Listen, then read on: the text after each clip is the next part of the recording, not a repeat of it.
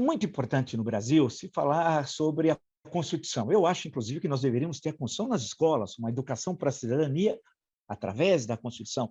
Me parece isso importantíssimo. E um dos artigos é repetido ad nauseam, sem que ninguém o conheça, que é o artigo 142. Fiz questão, então, em duas entrevistas no meu canal, recortar dois momentos dos ministros Luiz Roberto Barroso e Alexandre de Moraes, justamente explicando o significado do artigo 142 e quem é o último a falar. Me parece fundamental, primeiro que nós estamos falando com dois ministros do Supremo Tribunal Federal, ministros que têm uma ampla produção no campo jurídico, que são conhecidos certamente de todos vocês.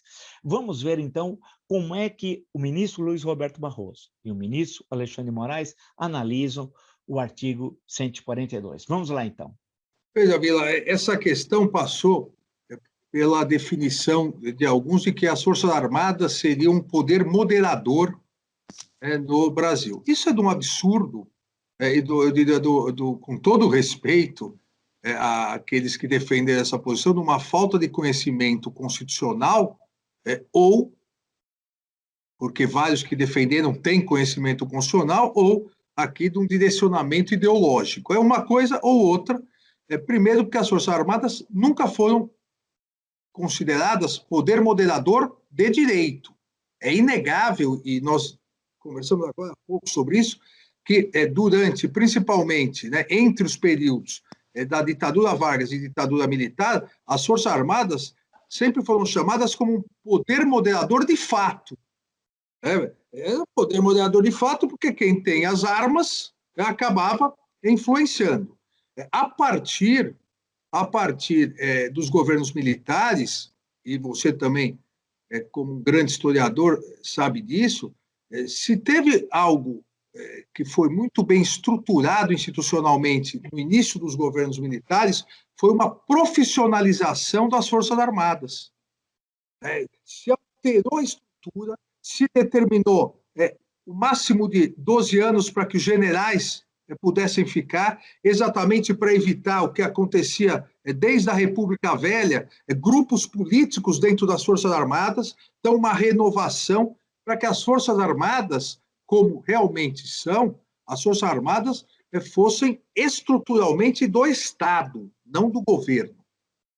As Forças Armadas são do Estado, não do governo. O comandante em chefe das Forças Armadas, no presidencialismo, é o chefe de Estado, que é o presidente da República, enquanto atuar como chefe de Estado.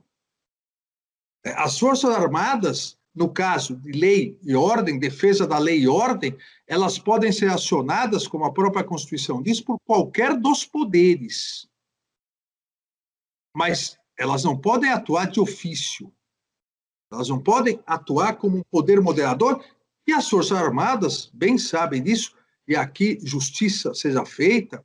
As Forças Armadas, nesses 32 anos da Constituição, 2 impeachments, e esses momentos turbulentos que vivemos, principalmente esse ano, as Forças Armadas atuaram de maneira impecável, garantindo a estabilidade.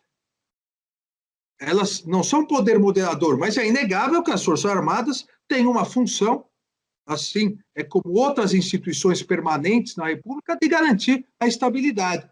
E as Forças Armadas atuaram dentro, estritamente, das suas funções constitucionais, em que pese a roubos de pessoas, como você disse, que nem sabem o que é o AI-5. Eu tive a oportunidade, nesses momentos turbulentos, uma vez no avião, um manifestante, um defensor do AI-5, muito educadamente, pediu para conversar comigo, defendendo o AI-5. E, obviamente, no início da conversa eu já percebi que ele não fazia a mínima noção do que estava falando, e eu perguntei, você sabe por que chama AI-5? Não fazia a mínima ideia que era 5 porque 4 antes vieram. Não fazia a mínima ideia, não fazia a mínima ideia do conteúdo. Para ele, o AI-5 era, como lamentavelmente é vendido aí por milícias digitais, era um instrumento que garantiu o fim da corrupção. e para algumas outras pessoas é o fim do comunismo que agora estaria voltando ao Brasil. Então ele defendia um ato institucional antidemocrático, o ato institucional mais duro contra as liberdades públicas da história brasileira, sem saber por que era 5, o que era AI, não sabia que era ato institucional, não sabia o conteúdo, nunca leu, porque achava que era para combater a corrupção e o comunismo, que diríamos aqui, Vila, está fora de moda até na China, né? Quanto mais voltando no Brasil. E eu comecei a explicar e falei, não, eu entendo, o senhor é comunista, né, esquerdista. E daí a conversa realmente tinha que acabar, porque depois de me chamarem, e as redes sociais me taxaram de comunista, esquerdista, só faltava me chamar de palmeirense, né, para o meu dia estragar. Ou seja, as pessoas defendem coisas que não sabem. As pessoas citaram o artigo 142 como se fosse possível as Forças Armadas, e eu digo aqui, as pessoas citaram sem consentimento das Forças Armadas, que não concordaram com isso. Como se fosse possível as Forças Armadas dizerem, não, realmente, agora nós vamos tomar conta porque está muita confusão. Não existe isso, a Constituição não estabeleceu isso. A Constituição estabeleceu uma tripartição de poderes e o respeito absoluto à Constituição. E é isso que o Supremo Tribunal Federal tem por missão. E é isso que nós, ministros do Supremo Tribunal Federal, iremos, dentro das nossas competências e esforços pessoais, fazer até o final das nossas carreiras. E nesse caso, lembrando que pela Constituição, o guardião da Constituição é o Supremo, a última voz seria do Supremo Tribunal Federal. Exatamente. Houve até uma decisão, foi dada uma decisão numa DPF, uma arguição de descumprimento de preceito fundamental, pelo hoje presidente Luiz Fux, nosso presidente, ministro Luiz Fux, onde explicou exatamente essa questão. Foi uma opção, e aí, novamente, eu volto ao que eu disse. Não foi o Supremo que em 88, 86, 87, 88, na Constituinte, disse, olha, eu sou guardião da Constituição, vou dar a última palavra. Foi a Assembleia Nacional Constituinte, que eu quero lembrar a todos, no Brasil, ao mesmo tempo, era Assembleia Nacional Constituinte, mas era poder constituído, é do Congresso Nacional. O Congresso confiou isso ao Supremo Tribunal Federal. E em 2004, dezembro de 2004, ao aprovar a emenda constitucional 45, reafirmou esse compromisso, confiando no Supremo Tribunal Federal. Há uma discussão no Brasil, mais recente, e aí de um artigo da Constituição, que a todo momento, eu estava, pouco antes de conversar com o senhor, eu estava mandando um vídeo de um jurista, mas como a gente recebe vídeo, a gente nunca mais sabe o que é verdade e o que é mentira. E ele externava uma compreensão do artigo 142, do tão falado artigo 142, que não era a mesma que eu tenho, mas eu sou um simples historiador. Aí eu fiquei pensando assim, não vou nem dizer, porque nem sei se é verdade o vídeo, como é que a gente interpreta, porque o artigo 142 tem alguns que, e a pergunta para o senhor é a seguinte, que interpretam que a função das Forças Armadas é ser uma espécie de poder moderador. Eu sempre digo, não sei a opinião do senhor, mas é a minha, que ninguém leu a Constituição de 1824 para ver a tragédia de que é o poder moderador. Basta ler o artigo 100, é um horror. Ele é considerado uma pessoa sagrada, o imperador, e que nada, ele pode fazer absolutamente tudo tal. Eu acho que falta a pessoa dar uma lidinha nos artigos 99, 100, 101 da Constituição de 24. Mas como é que é a interpretação? Porque esse senhor dizia que o STF estava invadindo esferas do Executivo e isso poderia levar ao Executivo invocar o artigo 142, creio eu, estou deduzindo, para o restabelecimento da lei e da ordem. Como é que o senhor interpreta esse artigo? Veja, esse professor que eu conheço bem, que quero muito bem a ele e ao filho, é um homem muito religioso, ligado a um movimento religioso conservador, digamos assim. E, portanto, ele sentiu grande indignação em decisões do Supremo como a das uniões homoafetivas.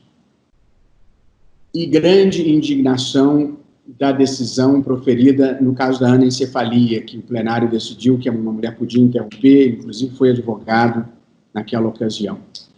Esse estimado professor é muito amigo do ex-presidente Temer, e, portanto, ele também se tomou de grande indignação quando eu mesmo suspendi o indulto a corruptos. Acho que esse vídeo vem dessa época, acho que ele é requentado, acho que ele não é novo, não. Portanto, é uma opinião, como numa democracia a gente deve ter respeito e consideração pela opinião de todo mundo. Mas é uma opinião que ultrapassa todos os limites do erro. Evidentemente, as Forças Armadas estão subordinadas à Constituição, como todos estamos. E quem dá a palavra final sobre o sentido da Constituição é o Supremo Tribunal Federal. Quando, nos Estados Unidos, o pensamento conservador chegou ao poder e quis mudar alguns entendimentos, não chamou as Forças Armadas. Foi mudando a composição da Suprema Corte e nomeando juízes mais conservadores, afinados com o sentimento daqueles governantes.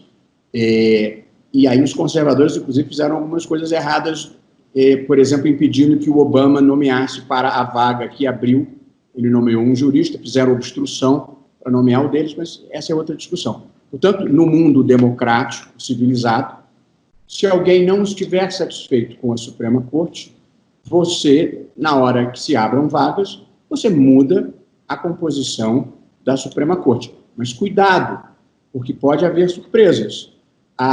O presidente Eisenhower nomeou para a Suprema Corte, o general vencedor na Segunda Guerra, eleito, maioria expressiva, nomeou para a Suprema Corte americana um ex-procurador-geral na Califórnia e um ex-governador da Califórnia, chamado Earl Warren, que assume a Suprema Corte e se torna o mais ativista e progressista dos presidentes de Suprema Corte desde sempre. O período que vai de 54 a 69, que é o período chamado da Corte Warren, foi o período mais progressista. E o Eisenhower nomeou também o William Brennan, que era a mente jurídica por trás do Warren, que era um homem brilhante. E tanto que, quando Eisenhower deixa a presidência da República, perguntam a ele se ele tinha cometido algum erro. Ele disse 2, ambos na Suprema Corte. Portanto, as pessoas que prezam a sua independência e a sua integridade, elas se libertam da autoridade nomeante. Eu fui nomeado pela presidente Dilma Rousseff, tenho respeito por ela, torço pelo bem pessoal dela, mas eu não prestei nenhum favor a ela, nem ao Supremo, nem ao PT, nem ao PMDB, nem a ninguém. Eu vou lá e sigo os meus valores, a minha consciência, tal como os meus valores não, os valores da Constituição, tal como eu os interpreto.